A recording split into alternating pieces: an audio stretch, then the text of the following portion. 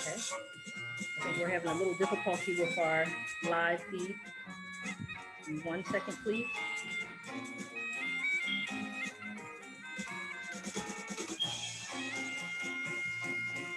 No, we're live on Facebook. Okay. We're live. We're live. We're live. We're live, everyone. All right. I see we're live. So thank you all for joining in today. It is 4:06 p.m. Today, June 23rd, 2020.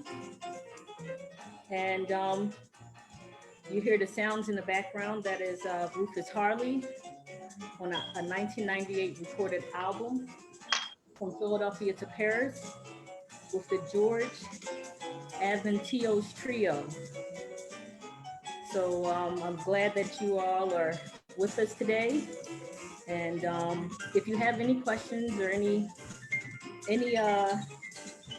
type of comments or anything, you can put your comments and your suggestions inside, your questions, excuse me, inside of the chat box. So I'm going to finish this song out and we'll be moving onward. Okay.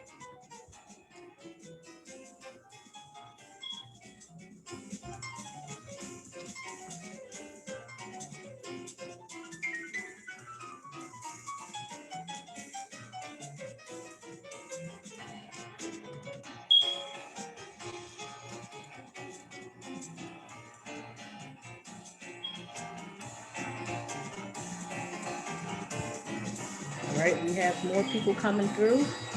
Thank you all so much. Thank you for joining us.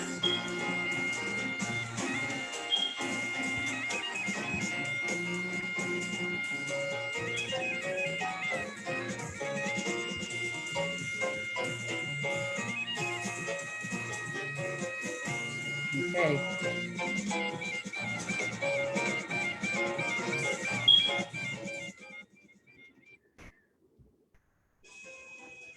One second, I'm looking for my, okay. Can everyone hear me clearly? All right, thanks a lot. All right, again, thank you all for joining us today. It's now 4:07 p.m. We're live on Facebook. We are on Zoom, and we're here today to speak about The Keys of Justice. This is an album that will be released in the upcoming weeks. And today is just a brief discussion on where we're heading. So again, that was Rufus Harley in the background with the music, and the George Anschell Trio. And that was on the album that was recorded in 1998, From Philadelphia to Paris. Just a brief introduction on who Rufus Harley is. Rufus Harley Jr., he's an international musical ambassador of culture and freedom, a virtuoso known globally to adopt the ancient Highland bagpipes, modifying it to speak the musical language of American jazz music. I am Sister Noah Harmony Schultz Harley, the youngest daughter of my father. Today I'm joined by my brother America, and my brother Messiah will be logging on soon. Patton Harley. Our intention for today is to discuss, pardon me for 1 second. Our intention for today is a discussion, the introduction of this musical treasure, which have been stored away inside of Harley's Jazz Archives for 22 years. The CD captures a live concert on the campus of Clayton State University. This CD captures a live performance. Rufus Harley, the world's first jazz bagpipe musician, performed with his son, Messiah Patton Harley, and the Bill Anschell Trio. The topics today that we'll be covering is the meaning of keys of justice in music and society, the purpose behind releasing this live performance, Rufus Harley, his musical vision, his musical philosophy and courage, the universal language of music, how Rufus Harley's spirit still sustains, and the future of the Rufus Harley Legacy Foundation. So I'm going to pass it over to my co-host America, and we'll just be going back and forth on the entire meaning behind releasing this live performance. Again, if you all have any questions or any comments, you can put them inside of the chat group, inside of the chat, and we'll, answer them as time goes on. So thank you all again for joining us. I also want to give just a loving shout out, or just a loving positive healing vibrations to all of our frontline workers, all of those that are, in quarantine and with their families and that are building during this time, and also to the loved ones who have lost family members due to, our times that we're in now currently. So thank you all again. And I'm going to pass it over to you, Brother America.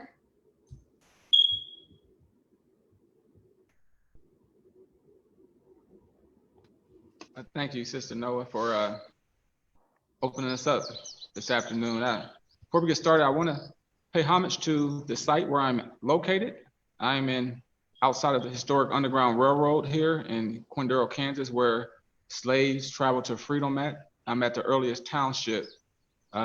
Directly behind me is the road that they walked to, known as Wyandotte County, named after the Wyandotte Indians, also formerly known as the Huron Indians, who migrated from Ohio.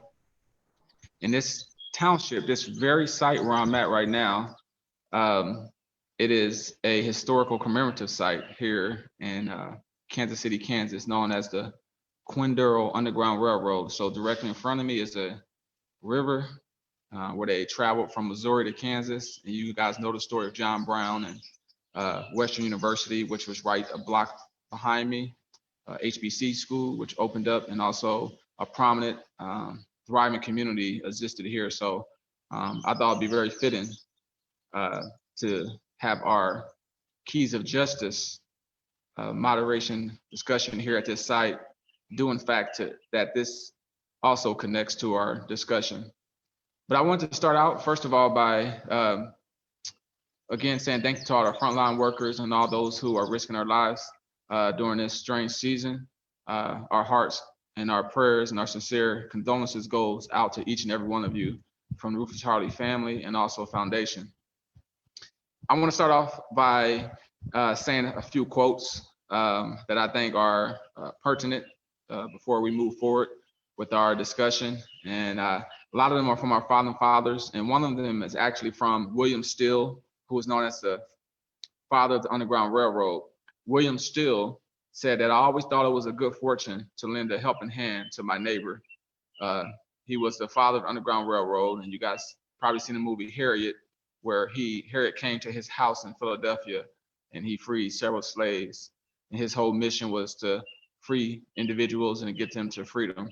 But here go a few quotes that I thought would be really amazing to share with you guys. The first one is the secret of freedom lies in educating people, whereas the secret of tyranny is keeping people ignorant, So, and that was by Maximilien Robespierre. Robespierre, pronouncing his name. He was a French lawyer. The next quote I was going to share with you was, "Do you want to know where you are? Don't ask, just act. Action will delineate and define you." That was by Thomas Jefferson. A couple more for you here. "Nothing can stop a man or woman with the right mental attitude from achieving his goal. Nothing on earth can help the man with the wrong mental attitude." That was from Thomas Jefferson, one of our founding fathers. Another one was, "Wherever you do something, act as if the whole world was watching." Thomas Jefferson. And here goes two quotes from Alexander Hamilton. "Those who stand for nothing fall for everything. Those who stand for nothing fall for everything." That's from Alexander Hamilton. And our last opening quote is, "Give all the power to the many and they will oppress the few. Give all the power to the few, and they will oppress the many. That was by Alexander Hamilton. And that kind of leads us into the title of our topic and our father's album, Keys of Justice, which is going to be released on June 30th. You can download it worldwide through all major streaming outlets. And also, if you live here locally in KC, you can purchase it from a wax factory, or you also can pre-order it from one of us. Just send us your address and inbox us, and we will send you out a physical copy of the CD to your location. So, Keys of Justice, the title of the album, and those of you guys who haven't saw the website, you guys can go to rufusharley.com. You'll see the liner notes that I wrote personally about the album, and then you'll also have a link that you can go to follow us. So you guys want to take a look at something here, and our father was very humorous. He was very funny in a sense, but he was serious at the same time, and his musical philosophy was centered around love, harmony, and peace.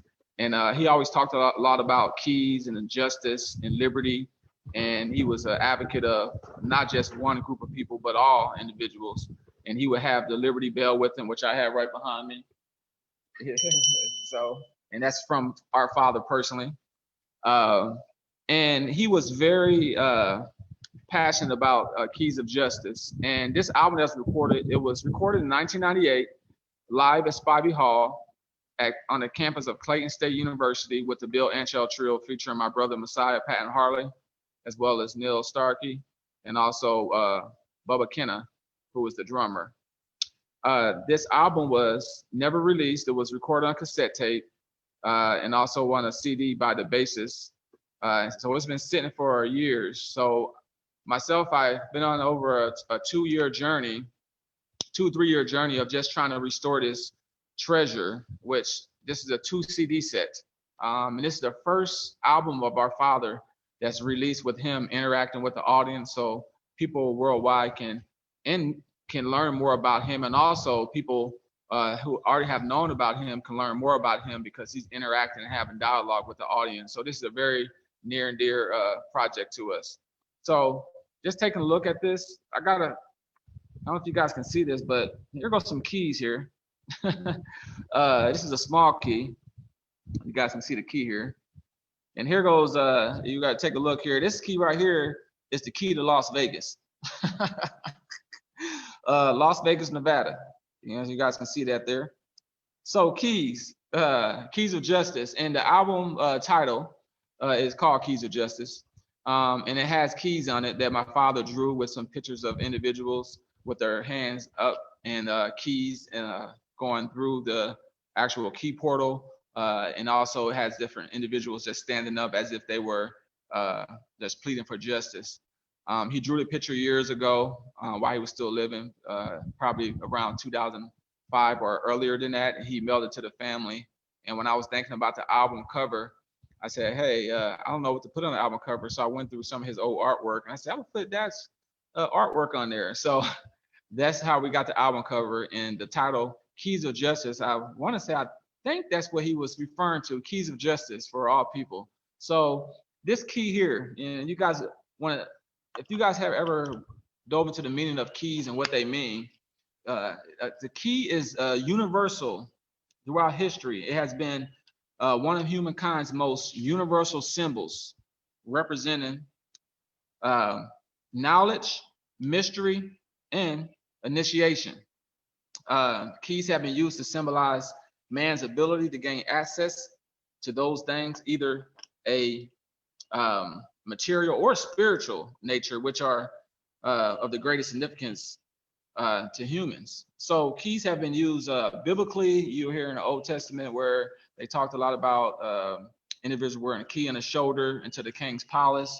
You also see keys in movies. You'll see keys in the underworld and sci-fi movies. You'll see it in the mysterious movies. But keys have been somewhat of a mysterious, I want to say mysterious, but also a universal type of object that has been used to liberate people and also oppress people.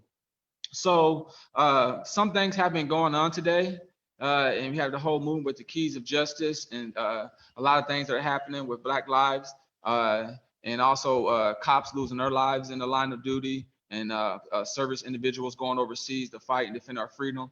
Yeah, it's just the this goes on and on. But when it comes to keys, do you know that one key has been used to oppress a civilization or a group of people for years, and it has delayed economic progress, economic stability, and it has also have kept people in bondage? So it's important to take a look at keys from a holistic perspective to kind of see, why do we use keys, and how have keys evolved over time? You know, although this is a key, this key has a different shape. You know, you have the key to, you know, your vehicle or your home, and they come in all different types of shapes. And also a key could maybe be an access card that people use, that they maybe scan their information, but it doesn't change the meaning of what a key is. So to take a look at this, I'll go a little bit further with you guys. So different people in power have possessed keys throughout history. That can be a good thing, can be a bad thing. So in a spiritual sense, some key holders of keys. Shamash from Babylonian, he was a holder of keys. Janus from Rome, Aeon Chronos from Mithraism was a holder of a key. You had Helios, Neoplatonic. He was from the Neoplatonic period. You had the key. He was from Greece, who was a holder of the keys. And then also in a spiritual sense, in the underworld, there were also keys holders. You had Nedo from Babylonium. You had Pluto, Ikilsa. I'm pronouncing the name wrong. I apologize on that one. And then you have Pepperstone and Selenia, Hecate from Greece. And you had Anubis, and you also had Isis. So throughout history, many people and leaders and those in power have used keys to oppress people and keep people in bondage. So one thing about this, so a lot of people have been in bondage just because the keys have been in the hands of the wrong individual. I'm gonna repeat that again. Many groups of people have been in bondage because the keys have been given to the wrong people who are in power, and they have been used a key to oppress people throughout their entire life or for centuries. For example, you can take a look at slaves. They had shackles on them, right?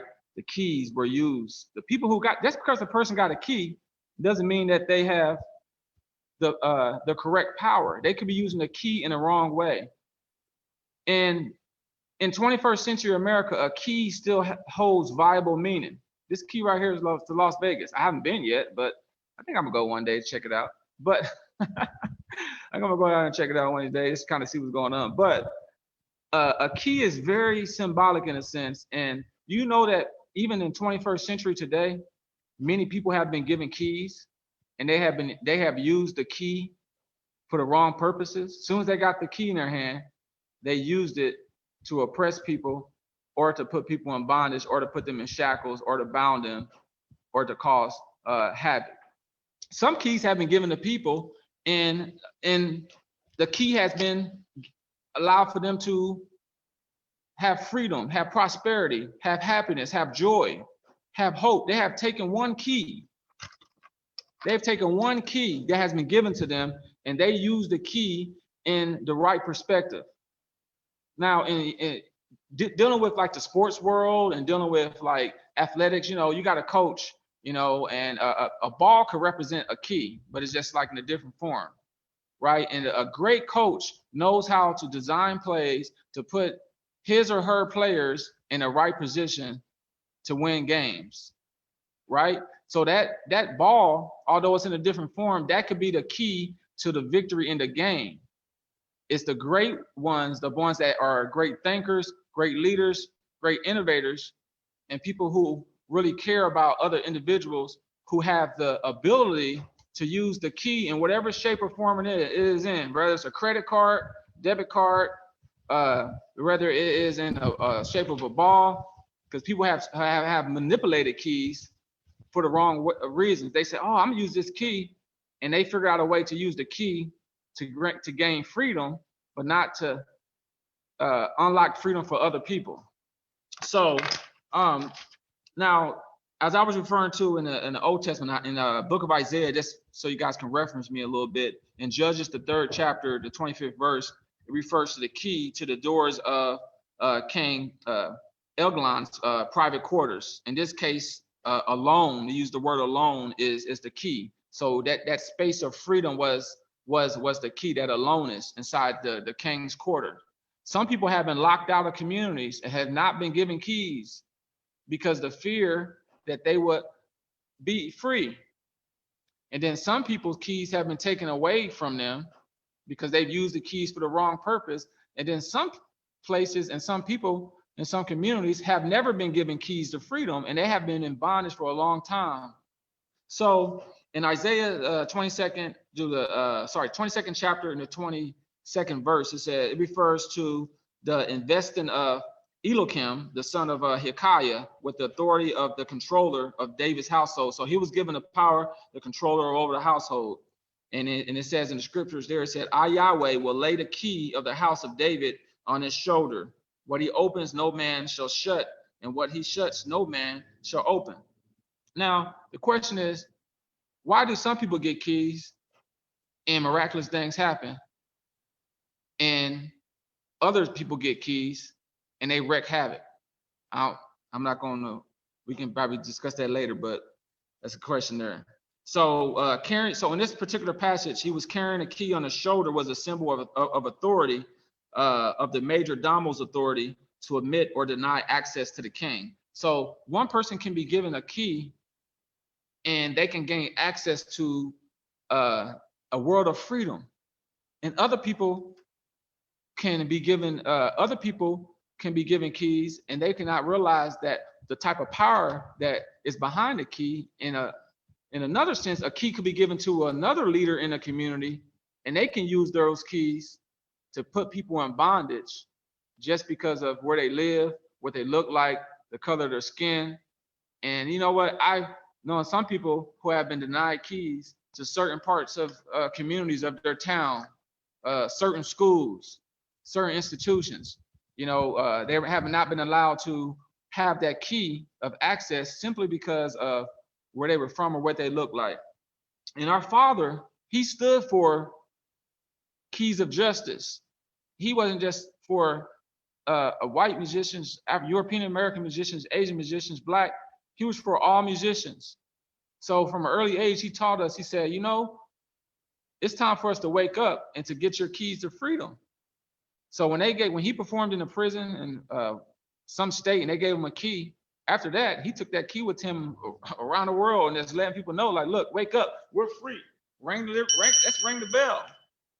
And on this bell here, check out that scripture on that bell. You guys get a chance, look up the scripture that's on the Liberty Bell. If you guys get a moment, look up the scripture that's written on the Liberty Bell that was engraved on it. So now, any questions? Any questions, guys? I know probably to transition to another subject. I had other things too, but we can maybe talk about that a little bit more. Yes, but, yes. Mm-hmm. Yeah. So if we could talk a little bit more about, Harley's musical philosophy, his musical philosophy regarding keys of justice and how he incorporated into the bagpipes. If we could speak a little bit more about that, and of course, go into the Rufus Harley Foundation and some of our other intentions that it is that we have regarding a lot of his music and those different things, that would be a great time to listen to that.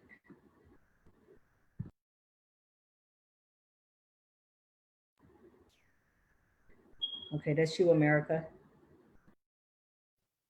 Our Father's philosophy evolved and it grew over time, as well as all of our philosophies are growing. Our philosophies are evolving as we are find a new meaning in this world. And as we are on our own personal journeys, our philosophies, like my philosophy of teaching has changed. I remember my first, paper I wrote on philosophy of teaching. I was like, this is what I think teaching is.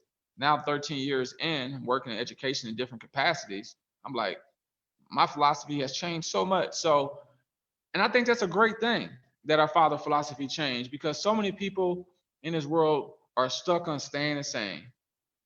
And I'm not trying to point the finger or anything, but, just because it's a law doesn't mean that it's right. They said that slavery was, the fugitive slaves law, like the Dred Scott case, where Dred Scott went from Missouri and his wife sued for their freedom. They went up north, and they said, look, we're free. And they were like, just because you escaped from a slave state and you went to a free state, that don't mean you're free. And they made a law like, okay, just if a slave rose from a slave state to a free state, it don't mean that you're free. So it comes down to the point of freedom, and it comes down to the point of equality. It comes down to the point of understanding your inner self. Because our father, when he was already accomplished as a saxophonist, in the community, he was a well-received saxophonist already. And of course, he pulled the bagpipes out, and it was so new because no one had never heard that, but he heard it in his heart.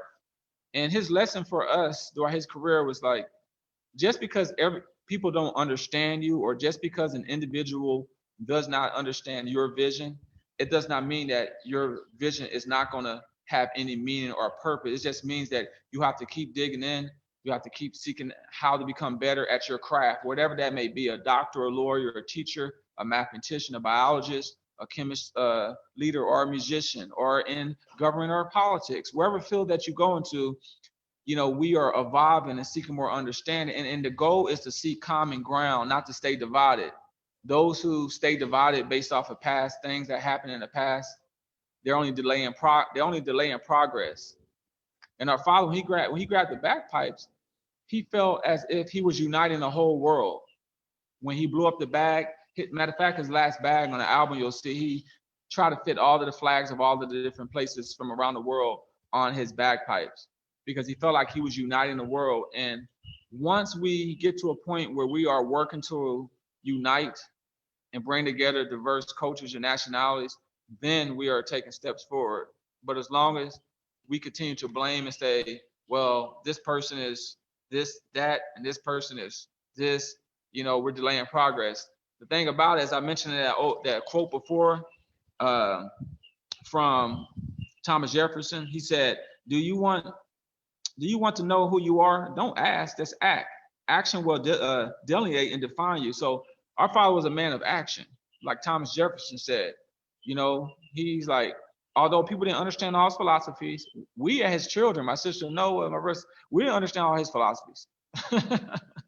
I understand more of his philosophies. They make better sense to me now that he's passed away, over a decade or so now. I'm looking back like, oh, that's what he was saying.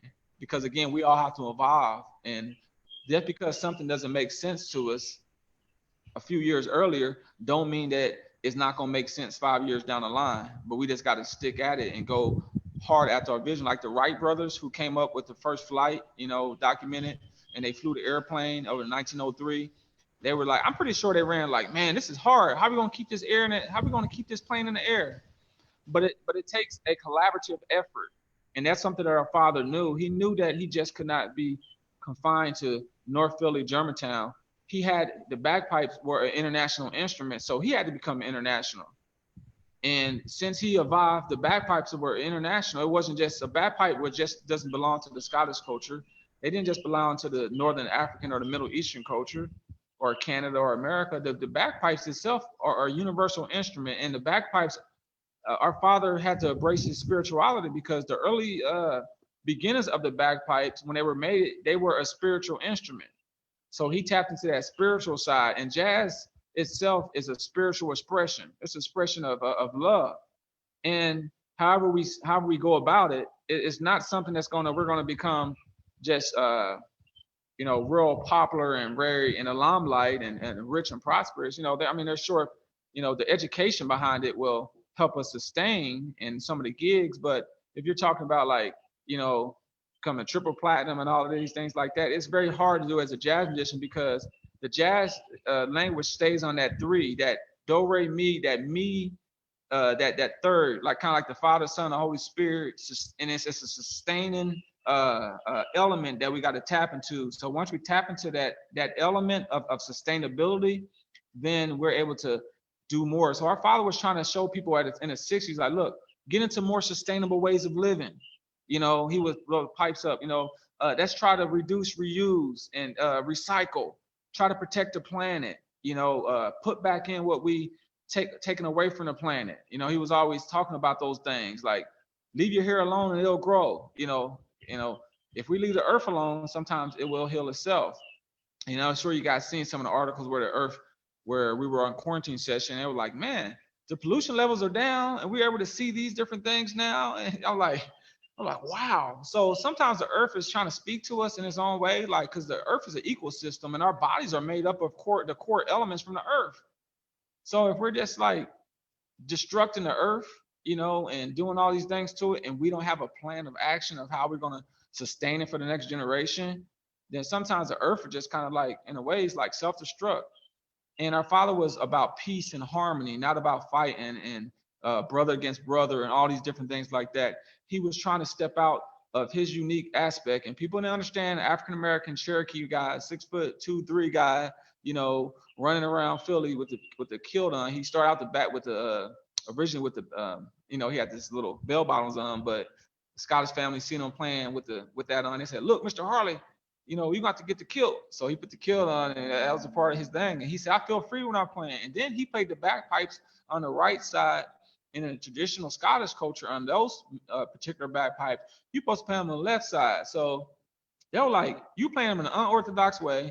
And when you guys get the CD, oh man, you'll hear you guys gonna get the real aspect. So he's going to explain it from his raw aspect, and you'll get the accurate documentation from our Father, according to Rufus Harley. You know, you'll hear his own voice, his spirit, his heart, you know, his energy. And we're going to push it out there because I don't think it'll do any good really to try to hold on to our Father's archives. I know people heard some of his older stuff he's done. You know, we got other stuff he hasn't really even released too, you know, that's coming out in the future that the world hasn't even seen yet. You know, he had lots of stuff that, because some people weren't able to accept sometimes, you know, the eccentric nature of the bagpipes, because, you know, a bagpipe is a bagpipe, and it's has its own personality. Like, it fits within the way that it was created to sing. So it's a unique instrument. And Dad said, you know what? I love this the bagpipes. I love the sound of the bagpipes. So Sonny Rollins took him under his wing and embraced him and took him on several tours throughout Europe. And Sonny Rollins, they were learning from each other. And then John Coltrane called him up like 3 o'clock in the morning, like, hey, Mr. Harley, I want to learn the bagpipes, Rufus. My pop's like 3 o'clock in the morning, like, oh, the bagpipes. So John Coltrane, so they did a couple of shows together up at the Showboats, a famous jazz club up in Philly. They did some shows together, and they were just, you know, I don't know if anybody recorded that or just live, but they did like some good stuff together. And I asked Ravi, he said, man, I still think we got those bagpipes, man, up on the wall that your dad, his Ravi is John Coltrane's son, Ravi. I think we still got those on the wall, you know, that your dad gave my father lessons on. And my dad was like, why don't we do an album together? He was like, well, when I'm going to play, you know, because the bagpipes, they're like, you know what I'm saying? You get that sound, they kind of like drown out a lot of stuff, you know, because all the other instruments, all of the other musicians have to adjust their sound and their level to the bagpipes. And some people are like, well, that's a mezzo forte. That's a forte. I don't want to play that loud the whole concert. I want to keep, you know. So, and then I asked Pops, I said, what did Miles Davis say when he found out Coltrane, you know, was, you know, he was playing Coltrane and stuff like that? He said, well, you're the guy who's making my horn player have all these head problems. I was like, I thought that was hilarious. But, you know, he was just an innovator, and he was just himself. And he was serious about his art form. You know, he wasn't perfect, like none of us are. You know, he slip up his words and stuff. You know, a couple of words that he would say, you know, doing live concerts. But, you know, he grew up from, you know, North Philly, born in Wake County, North Carolina, in 1936, moved to Philly, sold shoes and shined shoes and sold newspapers to get his first instruments. And then he went on his world expedition when he heard the Black Watch bagpipers playing inside after the John Kennedy funeral when he was assassinated. And that moved his heart. And he said, I think jazz can be played on that. He took it to his teacher, Dennis Sandoli, and Dennis Sandoli, who taught James Moody, Sonny Stitt, Herbie Mann, Tardy Parker. It's a huge list of musicians who came through Dennis Sandoli, who took lessons. But Dennis Sandoli became a father figure and a voice, kind of like a role model to our father. And they came up with the jazz language for the bagpipes, and they helped to adapt it to the keys that most of the time was played in the jazz idiom.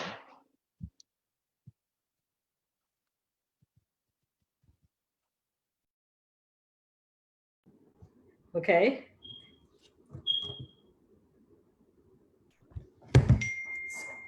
Hi, America. So are you finished? Okay, so thank you so much, America, for, of course, informing us so much about the inspiration behind re-releasing, or releasing this live performance that was performed 22 years ago. And I think that is so fitting, of course, because of the times that we're living in. And with us being our father's legacy, he would definitely, if he was alive today, there would have been probably several different albums that was put out because of the times and the understanding of where it is that we are and just his musical expression behind it. They say that artists and musicians, we all have a voice in our world globally. And once we find that inner voice inside of us, it is our duty to express that to the world and to give it our all with it. And I'm so grateful and humbled that we are able to move ahead with this because this is beautiful. Even with our father being transitioned and no longer here in the physical room with us, he's still here with us strong because 14 years later, now that he has been deceased, he passed away August 1st, 2006. 14 years ago, his legacy and his music is still sustaining. So with that, if you all want to, reach out to us or, understand what's going on with the musical legacy of Rufus Harley, you can visit our website, our legacy website at www.rufusharley.com. You can also follow him on all major social media platforms at Rufus Harley Jr. on Twitter, Rufus Harley Jr. on Instagram, and that's JR, not Junior spelled out, and Rufus Harley Jr. on Facebook. I ask that you all support, if you know any other musicians, especially jazz musicians, or even bagpipes. We have members from the Freelance Bagpipers on the line today. And, he's a big fan of our father's, Rufus Harley. His name is David Duncan. And I have to give a humble, just a welcoming for coming in today to this discussion simply because of some of the things that you are innovating now with yourself and your language of how you're incorporating the bagpipe into American society today. So thank you so much, David, for joining us today. We have a few others that are on leaders in our community in their own right. They found their voice and they're expressing their voice. As we've talked about, they found their keys to justice and being free in their aspect of, applying what being free and being an American citizen or a global citizen in that respect. We have a few questions here. I wanna give some space to some of the things that are coming through. Okay, so this is.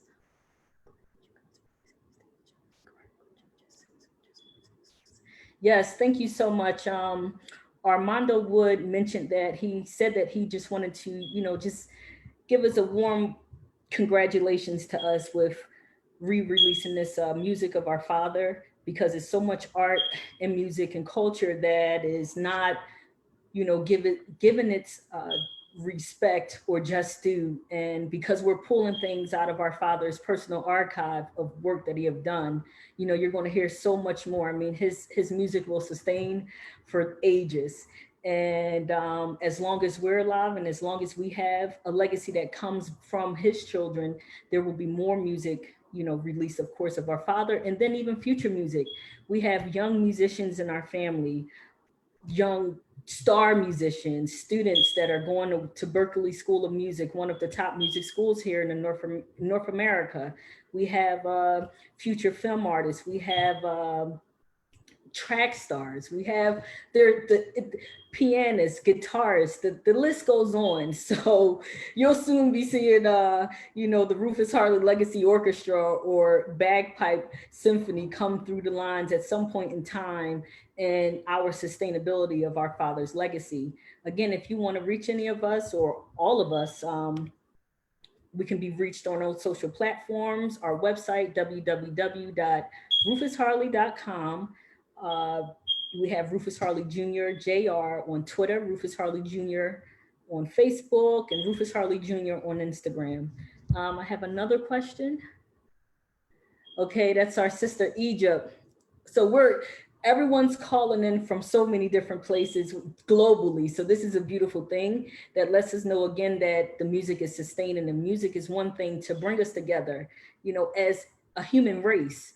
And right now we are all for, of course, Black Lives Matter, because without one part of our ecosystem, if that is, tampered with, then our entire ecosystem of humanity will not be able to sustain. And that is truthfully where it is and where we are right now with the times that we have. So in that, we continue to support each other, continue to support our fellow brother man. And that's man of, all complexions, all cultures, all nationalities, and how it is that we approach them and how it is that we interact with them is key for the sustainability for humanity. So here again, as an African-American woman and a daughter of a Afro-Cherokee man, I stand firm in who it is that I am and what my responsibility is as an individual and as a human citizen of humanity. So one more question that it is that I have, I'm looking it up now. Yes, someone sent the question, is what we're talking about sustaining, of course, the legacy of our father? It is absolutely sustaining the legacy of our father, again, because we are the children of Rufus Harley. And we're here speaking about our father who has been deceased now for 14 years. This is the ultimate process in how it is that we sustain the legacy. So I'm so grateful for my brother America being on the line, my sister Egypt, David Duncan, we have Armando Wood on the line, we have Egypt Patton, we have Sister Tamako Shine, we have Sister Nzinga Bay. We have a lot of beautiful leaders and healers and doers and musicians, artists, leaders in our community that are on the line now. And this is being aired, of course, on Facebook Live globally. And we look forward to just more interacting with my father's fans and just really, truly identifying where it is that we can sustain in better ways the legacy of our father and the work that it is that we have to do as his children. Yes. We appreciate, everything again. We appreciate you all coming through. And, again, as you see my background, we is truly about, me, and it's truly about we collectively. This is a collaborative effort where we all have to sustain humanity. And as my father being a international, jazz icon or international musician, he did his part. And, just again, moving things onward with ringing the Liberty Bell. He would tell us to wake up. We're free. We've been free. That is our birthright, to be free. Our birthright is to breathe and to be free and to love and to sustain ourselves, which would then be a beautiful reflection into into society, into our communities. So I'm just grateful for the opportunity for you all taking the time out of your busy schedules and your busy days to come in and join with us and to talk more with us regarding what it is that we're doing. And again, I'm so grateful for the opportunity. I'm grateful for Zoom. The first time I had the opportunity to use the platform of Zoom was back in 2016. And I was a part of an international group where it was about 20 of us, and each member of this community was literally on a different continent. And within that, that was my first interaction with virtually interacting and using this platform to interact virtually to maintain and sustain our responsibilities globally. So again, thank you all so much. Thank you to Zoom. Thank you to Facebook. Share this live feed with members of your communities, members of your jazz communities, members of your business organizations. This is not the last of us. This is not the first of us. We're also discussing, once the CD is released, to have a virtual listening party. You know, the sky is limitless with this, because we want to keep this energy sustained and we want to keep this energy flowing. And because we have so many people that are contacting us regarding our father's legacy, future music, merchandise, you know, posters, flyers, just the list goes on, what it is that we've been, you know, things have been requested from our family. Again, those things are coming, and I'm so grateful again for you all joining in. I wanted to add just a couple of things. Thank you, Mr. Duncan. If anything we can do to help you with on your bagpiping journey, and my sister told me about what you're doing, and anything you want, anything you need as far as like music or material, because we want to keep the education and preserve the preservation of the music, you know, going. And anything you need on your journey, I support you in that area and stuff like that. And hope to learn from you too. So, because I'm still learning myself. And I thank you for doing that courageous journey, and to Miko and everyone else who chimed in. And I have this key again. You know, what's the answer today? We have to get the keys in the hands of the right people. So get the keys in the hands of the right individual. Our father, his key was the bagpipe, and he also had some other things to open doors up. But keys of justice, you know, and that key can take you many places, and it will unlock many doors for you. But also, one simple key can mean bondage for an individual. So we want to do our best to try to get keys in the hands of the right people, so that we can sustain this earth for the next generation of people who are coming along. And so we can keep evolving music, education, the arts, and it's also mathematics and all of the STEM careers.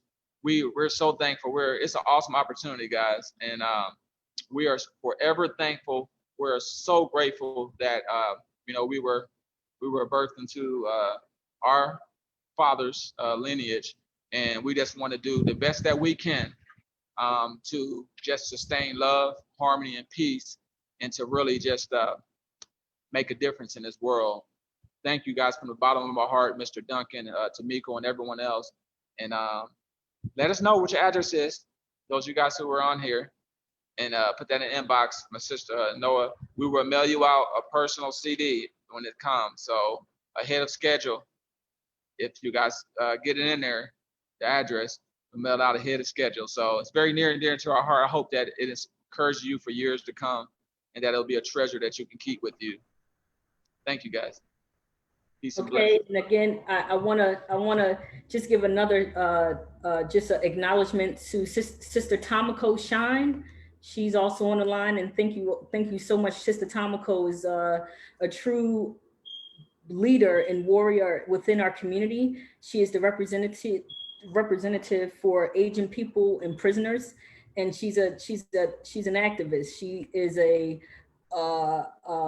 she manifests, she works hard, she's a leader completely, and she has done a lot for the Rufus Harley Legacy Foundation.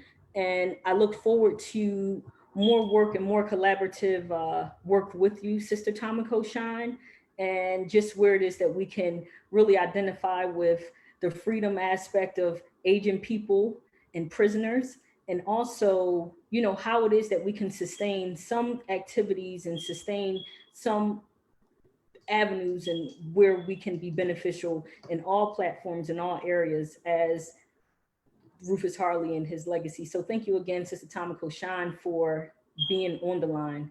And again, thank you all. You can go to the website again, and you can find out more information even on the release of the album. And also, we have a brief promotional video. You can hear some of the music off of the promotional video that we have.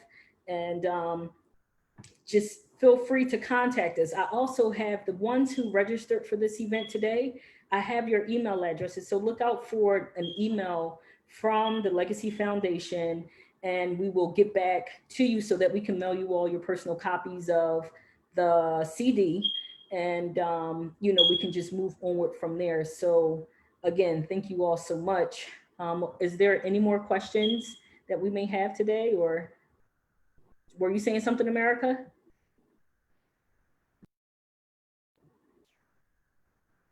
You saying something, America? I can't hear you. Yeah, I just I had up there that I'm a change maker, and on my cup there it said teachers touch lives forever. Yeah, teachers touch lives forever. And I wanted to ring the Liberty Bell because our father would do that. And this is his Liberty Bell on here, and it says, presented to Brother America, Patton and family, peace and love for being supportive to the arts, cultures, and music here in America and around the world. The Liberty Bell is an international symbol of the sound of freedom and liberty, a note to be heard to the tower, Big Ben. Ring the bell, wake up, freedom is ringing. From me and we, the people of the Commonwealth of Pennsylvania, in the city of brotherly and motherly love, the birthplace of America, Philadelphia, City Hall. Right, saved by the bell, the flags, peace and love, we love you, we are free. October 5th, 2001, happy Independence Day and Millennium May year 2000. It says on here, Rufus Harley on the front, the key, he had a verse on there, Revelation 3:7 he put on there. And then to the BC chief musician, freedom is ringing. The key, is that word key again, we got the key. The key is Cherokee.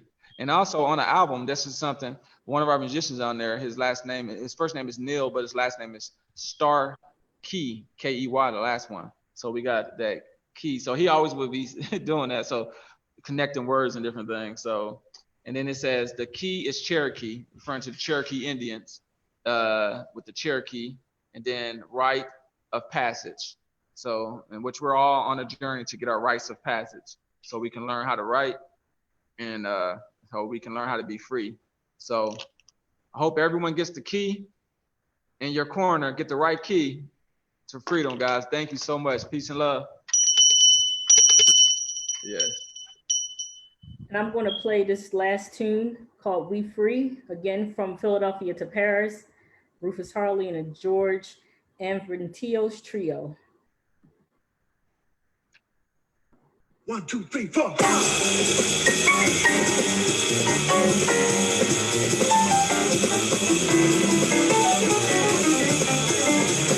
Be free! Wake up! It's time! We are free! It's me! Wake up! It's time!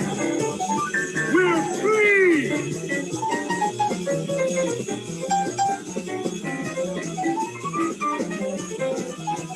It's me! We're free! Wake up! Wake up!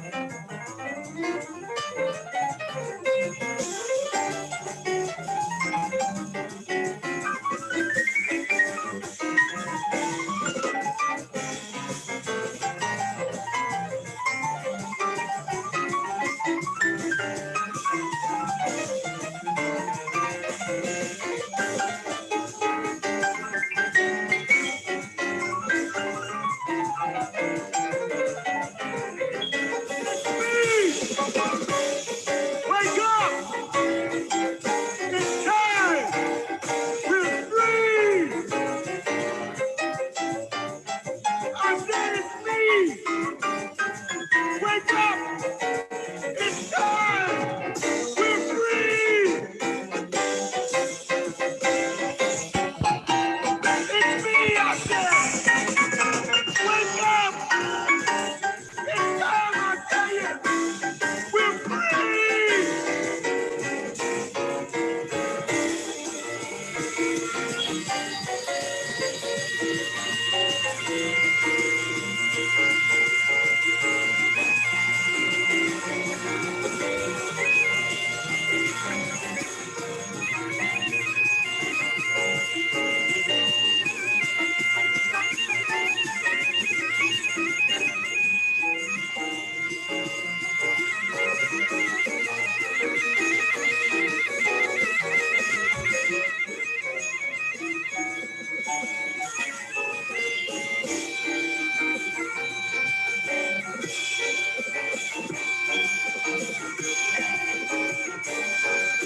We're free. We're free. We're free. We're free. We're free. We're free. We're free. We're free. We're free. Wake up.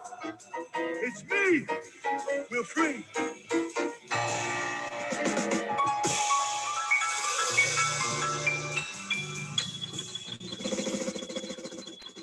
It's me.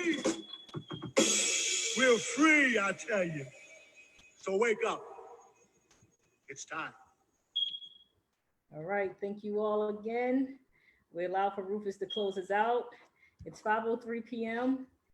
And again, thank you all again for the time out of your day, and you'll be hearing more from us.